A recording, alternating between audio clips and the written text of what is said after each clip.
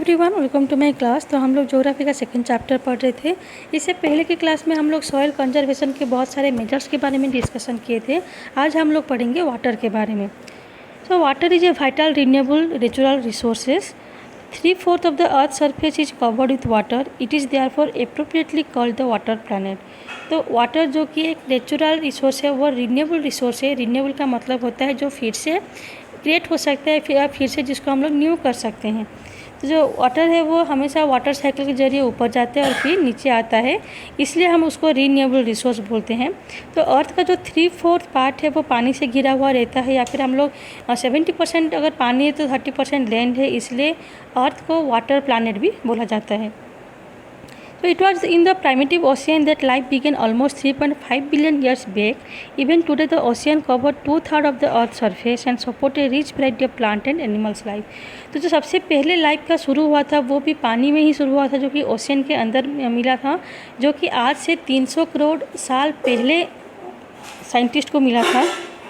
तो आज भी जो ओशियन का सरफेस है वो अर्थ का 2/3 पार्ट कवर करता है। मतलब पूरे अर्थ का अगर सरफेस को लेंगे तो खाली ओशियन में ही 2/3 पार्ट हमें मिलता है, जिसमें कि हमें बहुत रिच वैरायटी ऑफ प्लांट्स और एनिमल्स लाइफ देखने को मिलता है।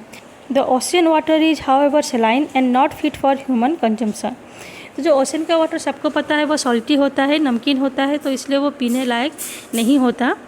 तो fresh water accounts for only about 2.7%। Nearly the 7% of this occurs as ice sheet and glaciers in Antarctica, Greenland and mountain regions. Due to their location, they are inaccessible. तो जो fresh water होता है अर्थ में वो only 2.7% आता है। मतलब पूरे अर्थ का अगर पानी को हम लोग 100% लेंगे तो जो फ्रेश वाटर होता है वो ओनली 2.7% होता है।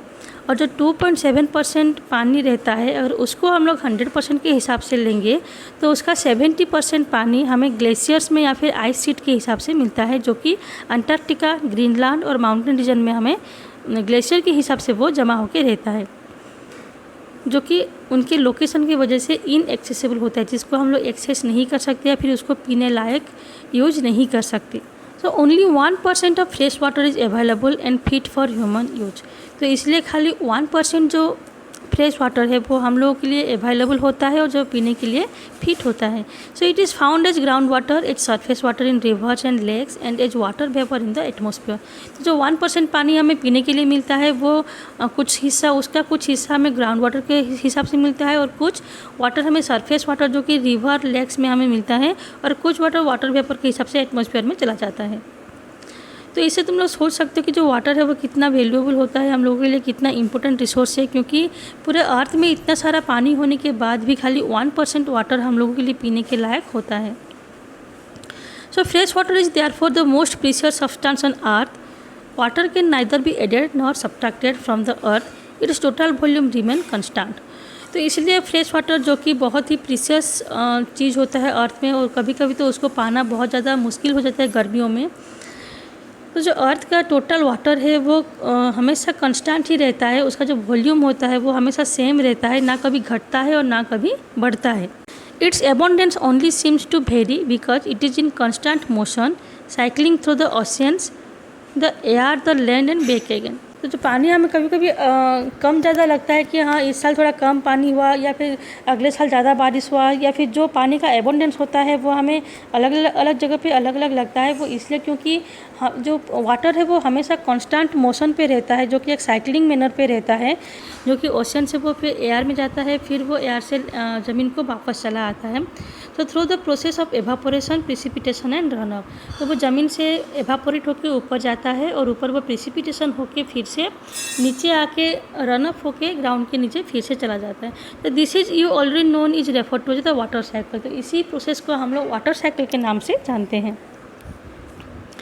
तो humans use huge amounts of water not only for drinking and washing but also in the process of production. तो जो ह्यूमन्स लोग होते हैं वो लोग पानी का यूज खाली ड्रिंकिंग और वॉशिंग के लिए नहीं करते, बहुत सारे प्रोडक्शन में भी पानी को यूज किया जाता है। जो कि कंपनी होते हैं, बहुत सारे से प्रोसेसिंग कंपनी होते हैं, उसमें भी पानी को यूज किया जाता है, जैसे कि water for agriculture industries generating electricity through reservoirs of dams are the other usage.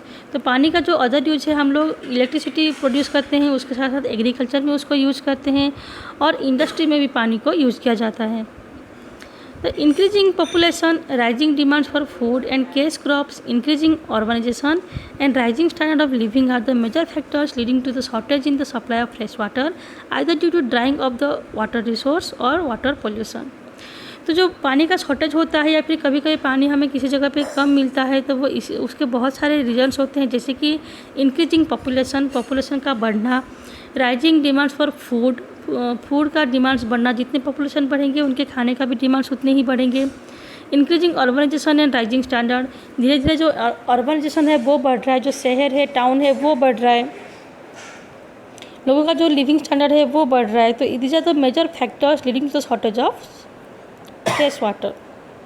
तो देखो यहाँ पे एक एक्टिविटी दिया है जिसमें कि एक पर्सन को एक दिन में कितना लीटर पानी यूज़ करना चाहिए उसका डिटेल दिया गया है। Drinking, cooking, bathing, flushing, washing clothes, washing utensils, gardening etcetera के लिए हम लोग कितना कितना पानी यूज़ करते हैं उसका एक कैलकुलेशन दिया गया है।